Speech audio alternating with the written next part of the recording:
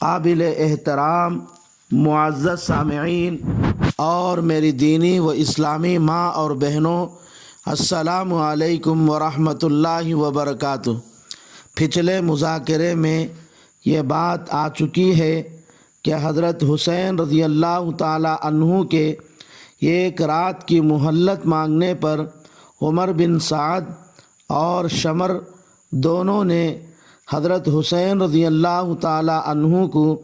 ایک رات کی مہلت دے دی۔ اس لیے حضرت حسین رضی اللہ تعالی عنہ 10 محرم یعنی عاشورے کی رات کو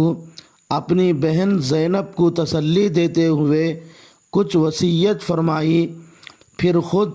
پوری رات نماز، دعا اور استغفار میں مشغول رہے۔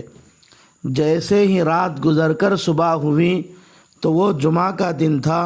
اور ایک روایت کے مطابق ہفتے کا دن تھا۔ عمر بن سعد فجر کی نماز پڑھتے ہی لشکر کے ساتھ مقابلے کے لیے سامنے آ گیا اور صف بندی کرنا شروع کر دیا۔ اس وقت حضرت حسین رضی اللہ تعالی عنہ کے ساتھ صرف 70 پر 2 افراد تھے، ان میں سے 30 پر 2 افراد سوار تھے اور 40 افراد پیدل۔ حضرت حسین رضی اللہ تعالی عنہ بھی مقابلہ کرنے کے لیے صف بندی کرتے ہوئے میمنہ کی طرف زبیر بن قین کو کمانڈر مقرر کیا، میسرہ کی طرف حبیب بن مطہر کو کمانڈر متعین کیا اور جھنڈا اپنے بھائی عباس بن علی کے ہاتھ میں دے دیا۔ خیموں میں عورتیں تھیں، اس لیے ان کو پیچھے رکھ کر ان خیموں کے سامنے صف بندی اس طرح کی گئی کہ کوئی دشمن سامنے سے تو کیا پیچھے کے راستے سے بھی ان عورتوں تک پہنچ نہیں سکتا تھا۔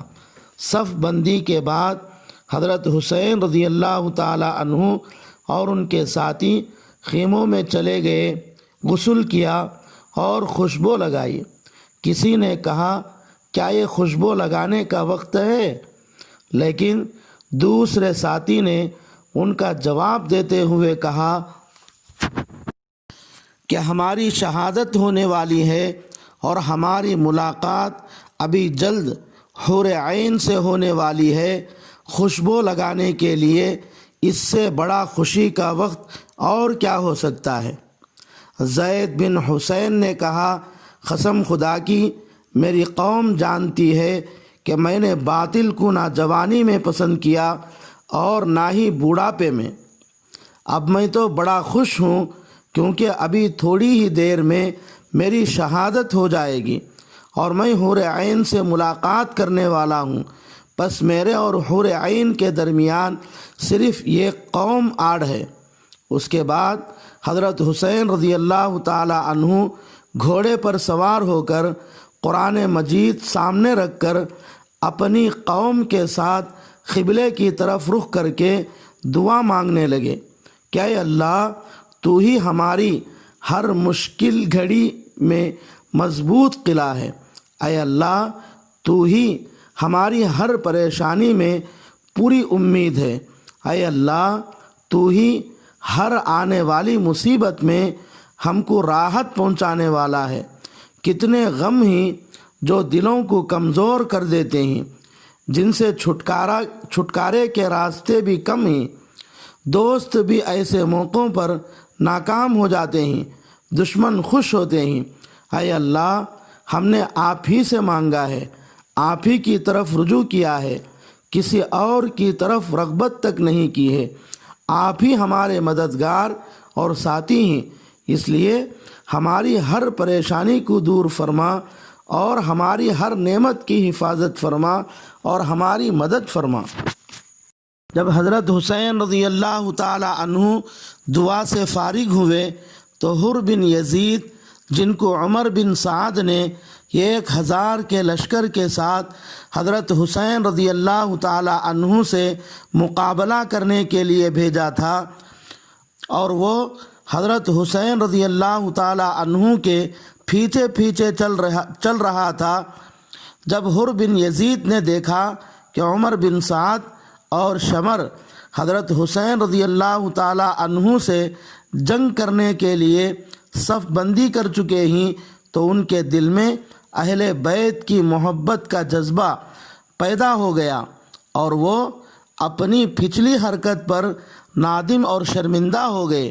اور حضرت حسین رضی اللہ تعالی عنہ کے قریب ہوتے ہوتے ایک دم گھوڑا دوڑا کر حضرت حسین رضی اللہ تعالی عنہ کے لشکر میں آ کر مل گئے اور کہنے لگے، میں شروع میں غفلت میں پڑا ہوا تھا، یہ لوگ آپ کی کوئی بات مانے بغیر آپ کے ساتھ قتل و قتال پر اتر آئیں گے، میں اس کا اندازہ نہ کر سکا، اس لیے میں نے آپ کو واپس جانے سے روک دیا۔ اگر مجھے معلوم ہوتا کہ یہ لوگ آپ کی بات مانے بغیر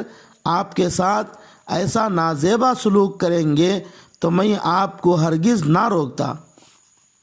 اب میں اپنی پچھلی حرکت پر نادم ہوں اور میں اپنی اس حرکت پر اللہ سے توبہ کرتا ہوں اور معافی مانگتا ہوں، اور میری اس غفلت اور آپ کو واپس جانے سے روکنے کی سزا اور توبہ یہ ہے کہ میں آپ کے ساتھ مل کر آپ کے مخالفین سے قتل و قتال کروں اور اپنی جان دے دوں۔ چنانچہ حر بن یزید حضرت حسین رضی اللہ تعالی عنہ کے ساتھ مل کر جنگ میں لڑتے لڑتے اپنی جان۔ اس کے بعد حضرت حسین رضی اللہ تعالی عنہ گھوڑے پر سوار ہوئے اور آگے بڑھ کر بلند آواز کے ساتھ فرمایا، یا ایھا الناس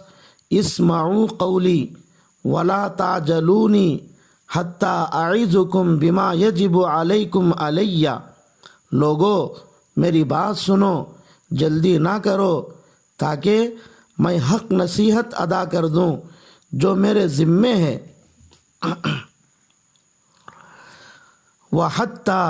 اعتذر الیکم مقدمی علیکم، اور تاکہ میں تمہیں اپنے یہاں آنے کی وجہ بتلا دوں۔ فَإِن قَبِلْتُمْ عُذْرِي وَصَدَقْتُمْ قَوْلِي، پھر اگر تم میرا عذر قبول کرو اور میری بات کو سچا جانو، وَانصَفْتُمُونِی، تو تم میرے ساتھ انصاف کرو، کُنتُم بِذَلِکَ أَسْعَدَ، تو اس میں تمہاری بھلائی اور سعادت ہے۔ وَإِن لَّمْ يَكُن لَّكُمْ عَلَيَّ سَبِيلٌ، اور تمہارے لیے میرے قتال کا کوئی راستہ نہیں ہے۔ وَإِن لَّمْ تَقْبَلُوا مِنِّي الْعُذْرَ، اور اگر تم میرا عذر قبول نہ کرو تو فَاجْمِعُوا أَمْرَكُمْ وَشُرَكَاءَكُمْ، تو تم سب مل کر مقرر کرو اپنا کام اور جمع کر لو اپنے شریکوں کو۔ ثُمَّ لَا يَكُنْ أَمْرُكُمْ عَلَيْكُمْ غُمًّا، پھر نہ رہے تم کو اپنے کام میں کوئی شبہ۔ ثُمَّ اغْزُوا إِلَيَّ وَلَا تَنظُرُونَ، پھر میرے ساتھ جو کچھ کرنا ہے تم کر گزرو اور مجھ کو مہلت نہ دو۔ وَإِنَّ وَلِيَّ اللَّهِ الَّذِي نَزَلَ الْكِتَابَ وَهُوَ يَتَوَلَّى الصَّالِحِينَ۔ حضرت حسین رضی اللہ تعالی عنہ کے یہ کلمات بہنوں اور عورتوں کے کانوں میں پڑے تو وہ برداشت نہ کر سکیں، رونا شروع کر دیں، ان کے رونے کی آوازیں بلند ہو گئیں۔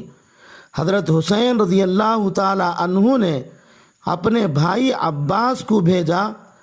کہ وہ ان کو نصیحت کر کے خاموش کرا دے، اور اس وقت فرمایا کہ اللہ تعالیٰ ابن عباس رضی اللہ عنہما پر رحم فرمائے، انہوں نے صحیح کہا تھا کہ عورتوں کو ساتھ نہ لے جائے۔